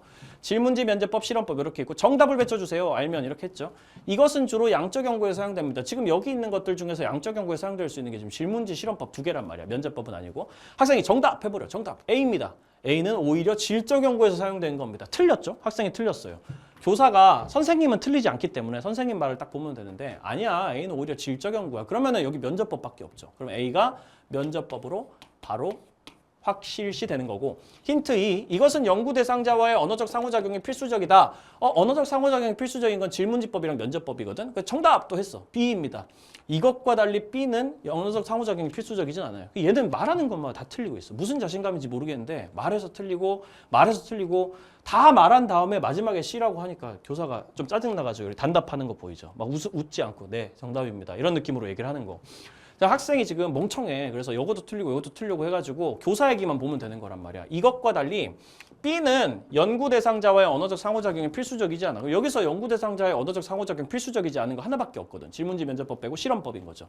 그럼 B가 실험법인 거고 그러면은 언어적 상호작용이 필수적인 거는 뭐밖에 없어. C가 나머지 질문지법일 거 아니야. 질문지법입니다 라고 하니까 질문지법 맞아. 언어적 상호작용이 필수적인 거 질문지법이야. 이런 식으로 얘기를 하고 있죠. 그러면 면실질 이렇게 되는 겁니다. 면접법과 달리 실험법은 비구조화 표준화된 자료 수집 방법이다. 위치 바꿔줘야죠. 오히려 면접법이 비구조화 비표준화된 거라고 볼 수 있고 실험법이나 질문지법 같이 양적 연구의 자료 수집법은 구조화 표준화 정도가 높다라고 표현하기 때문에 위치 바꿔줘야 되고 2번 면접법에 비해 질문지법은 수집된 자료의 통계 처리가 쉽죠. 질문지법은 통계 처리에서 굉장히 유리한 부분을 보이고 양적 연구가 원래 통계 처리에 유리하기 때문에 위치 바꿔줘야 되고요. 아니면 쉽다라고 바꿔주든가 3번 실험법에 비해 면접법은 연구 대상자와의 정서적 교감 형성. 이걸 다른 말로 이제 라포라고 부릅니다. 면접법이나 참여관찰법에서 되게 중시하는 게 정서적 교감 형성. 질적 연구가 원래 중시하는 거. 정서적 유대감을 형성하면은 상대방의 심층 세계를 좀 더 탐구하기가 쉽다라고 하기 때문에 면접법이 실험법에 비해서 가지는 거 맞고요. 특징. 4번 질문지법과 달리 실험법은 방법론적 이론론에 기초한 연구에서 주로 사용된다. 방법론적 이론론이 양적 연구잖아. 둘 다. 실험법이든 질문지법이든 양적 연구에서 사용된다. 주로. 5번 실험법, 질문지법과 달리 면접법은 연구 대상자의 주관적 인식을 파악할 수 있다. 이것도 쌤이 진짜 많이 강조했지. 주관적 인식은 모든 자료 수집법이 다 조사 가능이라고 얘기했습니다. 다만 그 주관적 인식을 모두가 조사할 수 있지만 예를 들면 질문지법도 MBTI 이런 걸 통해 가지고 사람들의 내면 세계, 성격, 성향 이런 걸 분석은 하려면 할 수 있다고. 주관적인 의식이라든지 이런 것도. 하지만 딥하게, 심층적으로 그걸 분석할 수 있는 건 아무래도 질적 연구 쪽이 좀 더 강하다. 이렇게만 생각해 주시면 된다라는 거죠. 그러면 정답은 3번 되는 걸로 마무리하고 마지막 문제 가볼 수가 있겠네요. 갑국이랑 을국이랑 유소년 부양비, 노년 부양비 이러면 어차피 문제 어떻게 풀어야 됩니까? 우리 매번 하듯이 그치? 그대로 가야 되는 거야. 정리. 갑국이랑 을국이랑 널찍하게 한번 적어보겠습니다. T년이랑 T 플러스 50년. 어차피 또 나중에 비율도 연결하고 그래야 될 거니까 널찍하게 적어가지고 유소년 인구, 부양 인구, 노년 인구, 총 인구 해가지고 한번 해보죠. T년의 갑국과 을국의 전체 인구비는 1 더하기 2이며 1대 2, 1 더하기 1에 1대 2며 이제 퍼즐 풀겠다고 생각하고 이제 하나씩 채워나가야 되는 거지. 이거 미리 기억해두자. 나중에 인구 연결할 때 쓸 거니까. 두 국가 모두 T년 대비 T 플러스 50년의 전체 인구가 20% 증가했고 단 두 국가 모두 부양 인구는 T년과 T 플러스 50년 같다. 이거 왜 알려주지? 보통은 전체 인구비 알려주고 전체 인구 증가하는 것만 알려주면 다 연결된단 말이야. 뭐 얘랑 뭐 1대2고 여기서 갈 때 20% 증가하고 이러면 각자 다 알려주기만 하면은 그거 하나만 가지고도 풀 수 있는데 굳이 왜 부양 인구 알려주지? 뭔가 정보 부족하게 주려고 하는구나 라고 생각을 하고 들어가야 되고 갑국 같은 경우에는 T년에 너무 쉬워요. 뭐야 유소년 부양비랑 노년 부양비를 강 준다고? 그러면은 부양 인구를 100으로 잡고 출발하면 너무너무 쉽겠네. 유소년 부양비는 부양 인구분의 유소년 인구 곱하기 100. 노년 부양비는 부양 인구분의 노년 인구 곱하기 100이기 때문에 부양 인구 100명 있으면 유소년 인구 20명 있다는 뜻이고 그대로 적으면 되겠네. 부양 인구 100명 있으면 노년 인구 30명 있다는 뜻이고 그대로 적으면 되겠네. 합쳐가지고 총 인구 150명이고 그대로 적으면 되겠네. 이런 식으로 가면 되는 거죠. 아래쪽에 좀 더 적어야 될 수도 있으니까 조금만 더 빡빡하게 이렇게 적어주겠습니다. 150 이렇게 적으면 되겠네. 그렇게 한 다음에 갑구구의 t 플러스 50년으로 가봤더니 여기 지금 50이라고 돼 있단 말이야. 노년 부양비가 50이라는 거 무슨 뜻으로 해석해야 됩니까? 예를 들면 부양인구를 100으로 잡으면 노년 인구는 50명이다. 이렇게 해석해도 되는데 사실 이러면 좀 부족하잖아. 지금 이거 숫자가 좀 부족해. 이러면은 이거 뭔가 다른 방식으로 풀어야 될 것 같아. 여기도 T년도 을국도 이거 아직 적지 마. 을국의 T년 같은 경우도 여기 25라고 돼 있으니까 유소년 부양비가 부양인구 100명 있으면 유소년 인구 25명 있다는 뜻인데 이것도 이게 데이터가 부족하니까 뭔가 다른 걸 가지고 연결해가지고 풀어야 될 것 같단 말이야.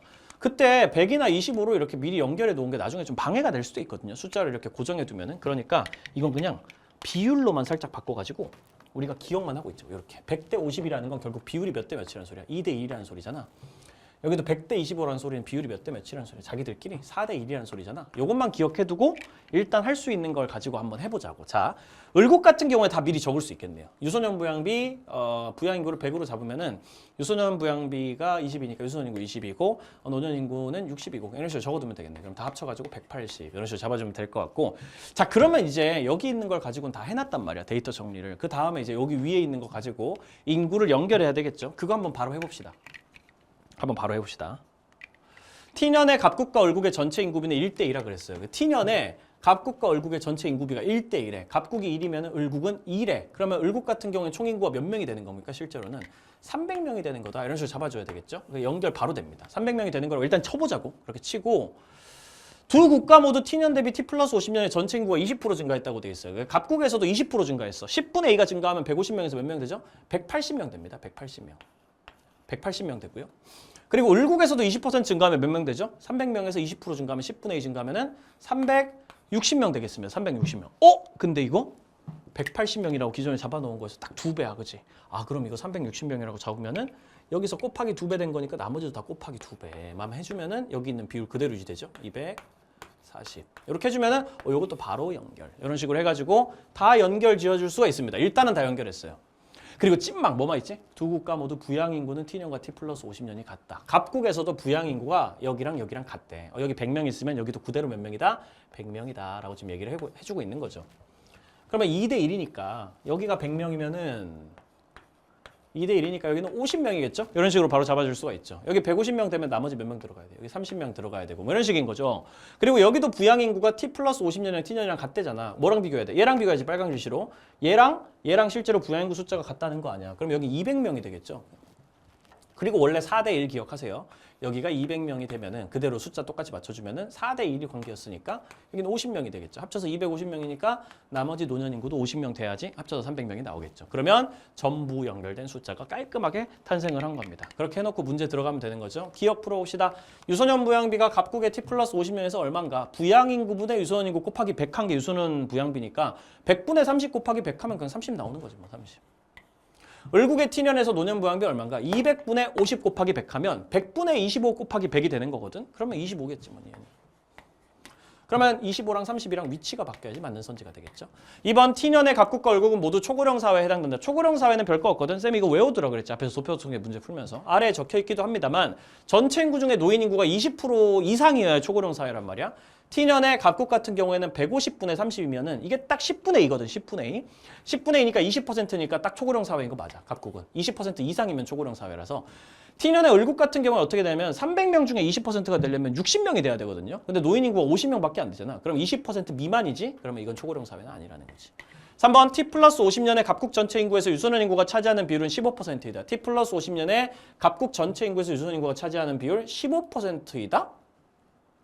언제? 여기 180분의 30이 15%라고? 180의 15%는 얼마예요?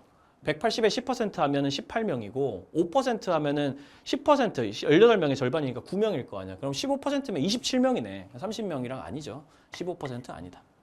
15%이려면 27명이 돼야 된다. 4번 T 플러스 50년의 을국의 노령화 지수는 T년의 갑국의 노령화 지수의 2배이다. T 플러스 80년의 을국의 노령화 지수는 어떻게 계산하지? 유소년 인구분의 노인 인구 곱하기 100 하는 게 노령화 지수였단 말이지. T 플러스 50년 을국의 노령화 지수. 유소년 인구분의 노인 인구 곱하기 100. 40분의 120 곱하기 100 하면 얼마야? 3 곱하기 100이니까 300이네. 300. 300은 T년의 갑국의 노령화 지수. 유소년 노인 인구 곱하기 100 하면 20분의 30 곱하기 100 하면 2분의 3 곱하기 100이니까 150이거든. 300은 150의 2배다. 4번 정답. 5번 T년 대비 T 플러스 50년의 노년 인구 증가율은 을국이 갑국의 3배 이상이다. 우리 증가율 구하는 공식 킬더킬러에서 배워봤었죠. 노년 인구 같은 경우에는 을국이랑 갑국이랑 계산하면 을국 먼저 해보자. 50명에서 120명이 됐잖아. 이렇게 계산해. 얘랑 비교해야지. 을국 같은 경우에는 50명에서 출발해서 70명만큼 늘어났다. 이렇게 계산하면 된다 그랬지. 증가율이라는 게 대단한 게 아니라. 곱하기 100은 생략합니다. 어차피 얘랑 비교할 거니까. 갑국 같은 경우는 30명에서 50명이 된 거잖아. 30명에서 시작해서 20명이 늘어났다. 그러면 갑국의 3배가 맞나? 3배 이상이 맞나? 갑국의 3배 하면 얼마야? 30분의 60이 된다고. 그러면 그냥 2가 되잖아. 200%가 되는 거라고. 그럼 200%보다 얘가 더 큰가? 얘는 200%안 되잖아요. 2 아니잖아. 2보다 못하잖아. 그러니까 3배 이상까지는 아닌 거지. 이렇게 날려주시면 정답 4번으로 마무리할 수가 있다. 이번 사회문화 그렇게 쉽지도 않고 또 그렇게 엄청 어렵지도 않고 6평보다는 어렵고 아마도 앞으로 나오게 될 9평보다는 쉬운 난이도가 아닐까 싶습니다. 사실은 이번에 학평도 기출문제의 흐름을 크게 비껴나지 않았다는 점에서 쌤은 오히려 좀 불안해요. 평가원이 이대로 그냥 수능까지 가진 않을 거란 말이지. 분명히 9월이나 수능에서는 새로운 9월에서 보여주고 나서 그걸 변형해가지고 수능을 만들겠죠. 9월 평가원이 정말 중요하다고 생각을 하셔야 되고 7월 학평에서는 사실 개념들 잘 모르는 부분들 있나 아니면 이런 문제들 푸는 게 어렵다면 내가 아직 기출 분석이 잘 안 됐구나 이런 생각을 가지고 나서 기출 문제 분석하는 커리큘럼을 열심히 따라오셔야 되겠습니다. 지금 쌤이 가지고 있는 사회문화 커리큘럼 지금 진행 중인 타임어택이 딱 그런 거 하는 커리큘럼이니까 기출 문제들 유형에 익숙해지고 빨리 푸는 법을 익히자 그런 거니까 거기로 따라오시면은 쌤이 그런 부분에서 잘 가르쳐 드릴 거예요.